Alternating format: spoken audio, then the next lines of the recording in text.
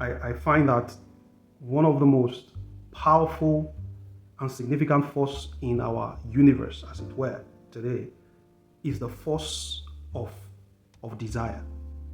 The force of desire is a self-generating force. And once desire takes a hold in the heart of the person, it can only take another substitute desire to displace the one that was there before.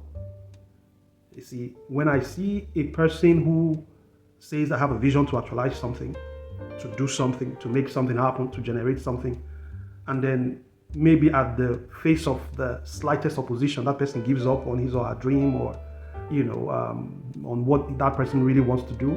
I see a person who has not been able to generate enough desire to pursue that thing. Desire is a very strong force, and if you have not desired a thing, you don't deserve it.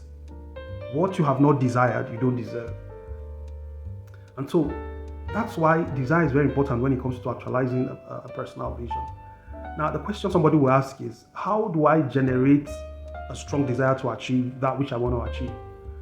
And I tell people that, see, desires come from, first of all, having a dire need to do something, or having a dire need to have something. Having a dire need. Remember, I used the word dire. Not just a want, not just a need, but a need that your happiness depends on. A need that your self-actualization depends on. A need that your life depends on. Until you have that kind of need, you will not be able to generate that strong desire that is significant enough to propel you to achieving that which you want to achieve. Don't desire what you don't need. So desire stems from our innermost need, our diremost need. Those things that when we don't have it, it seems like our lives are not complete. That's what generates a strong desire. And you see, a strong desire, once you are able to, activate that desire for that thing you want to achieve and that dream of yours, that vision that you have, what that does is that your desires begin to cause you to generate thoughts in the direction of your desires. Thoughts around your desires. Your thoughts begins to cause you to have imaginations of your desires coming to pass. And you see the importance and the power of all these little forces I'm talking about now. I'm talking about your thoughts. I'm talking about your imaginations. When you have your imaginations and your thoughts work together with your desire, magic happens. Nobody does a thing, or there is nobody out there that will tell you they have achieved anything significant without first of all generating a strong enough desire for it. With a strong desire, you can move mountains. You can change the world. If you desire a thing enough, such that you sleep that thing, you dream it, you drink it, you eat it. When you wake up with it. When you walk on the street, you hold it in your hand and walk with it on the street. You write it on your doorpost. You wrap it around yourself like a clock. Everywhere you go, that's what you're talking about. Then trust me, you're on your way to making that thing come to pass. So somebody would ask me, what do I need? What are the factors I need to have? Or what do I need to help me actualize my personal vision? I would say the first key is, first of all, generate a strong desire to get what you want. When it comes to actualizing your personal vision, the heart of the matter is always the heart. It begins from here.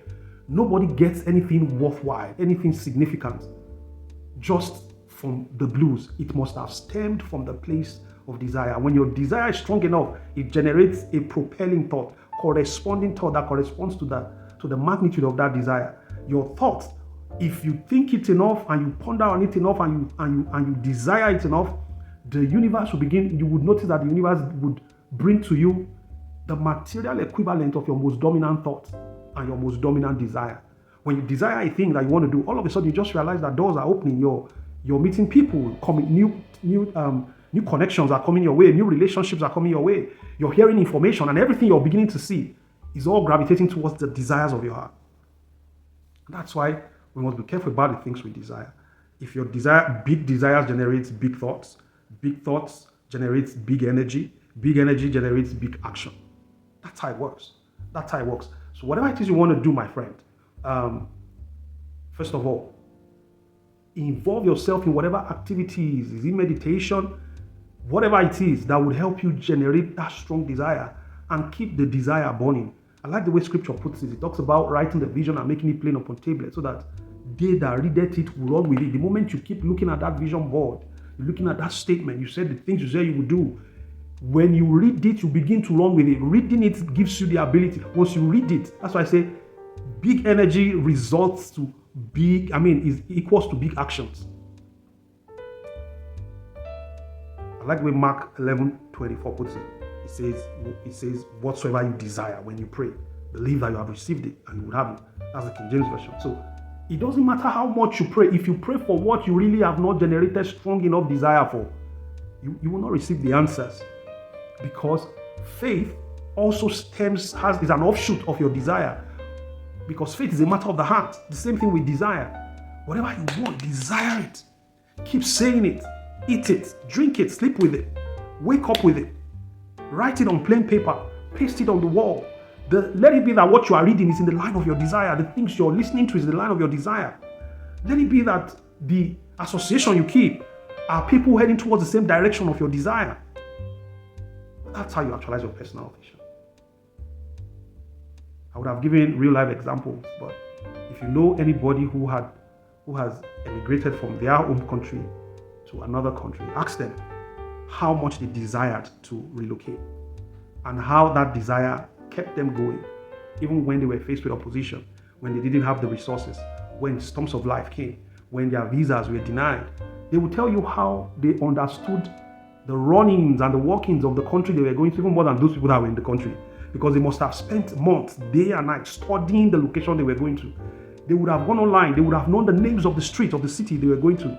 They would have known how much they pay for rent there. They would have more information about that country, but more than even those people going there. That's the power of desire.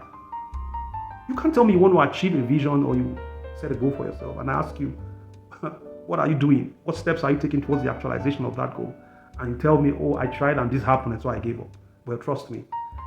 First of all, it just tells me that you do not have a dire need for that thing to happen in your life.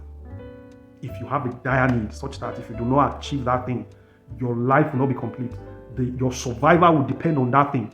You will generate enough desire that would stand you up in the middle of the night, make you lose your sleep until you start working towards the actualization of that vision. Engage the power of your desires. Build it. Let it be developed. Let it explode, especially if it's a positive desire. And you would see how you would have the energy and the willpower to pursue that which you're pursuing. And you would see the universe cooperate with you. As a Christian, I would say even God will cooperate with you in ensuring that thing that you desire.